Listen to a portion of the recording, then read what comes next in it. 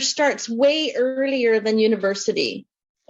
It starts in kindergarten. It starts in elementary school. It starts in high school. And not people saying, you know, science is hard, don't go into science. I mean, that happened to me when I was 15, that the counselors didn't want me to take science in grade 11 and grade 12, even though I had the highest mark in science 10 of a huge school. And I happily was lucky that my parents said, like, bugger off. She can take whatever she wants. So I think that there's a lot of things that happen way before university, post-secondary education that really are big barriers. And there's cultural thing. And I have to say that I'm very frustrated, as I'm sure many people of my generation are, that this conversation still keeps happening. It shouldn't be happening. It shouldn't matter whether you're a girl, a boy, non-binary, or whatever you are. If you want to do it, you should be allowed to do it, and people should shut up about it and let you do it. I think we have to keep pushing it because we still have to keep pushing it.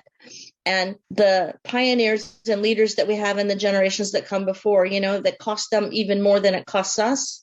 And I think that we owe that legacy to keep pushing it. There's more equity in some of the more senior things. So, you know, I mean, although I think that certainly there's collectives of young women who are fighting for themselves more than used to be. I think that some of the language describing who's good at science and who's not good at science, and that STEM is broader than math and engineering, and that there's a lot of diversity in it, and that you might be in experimental psychology and you're still doing STEM.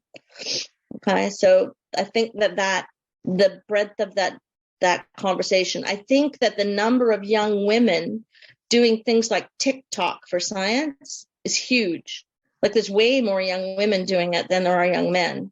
I think social media has made a big difference to women being able to say, look, I'm doing science and I love it. So science communication and that sort of thing has really leveled some of the playing field. But how much power they have, I don't know. I mean, but at least they're visible. And I think that role modeling is really important. And I know, for example, I don't remember having a female professor until I was pretty much third year biochemistry or something like that. But I come from a very female empowered family. My mother has worked every day of her life, well, from age 16 or 17, and she had 4 children before she was 24, and she never stopped working. And she had a lot of leadership roles, and, you know, she did really role model. Both of my grandmothers worked outside of the home because they had to.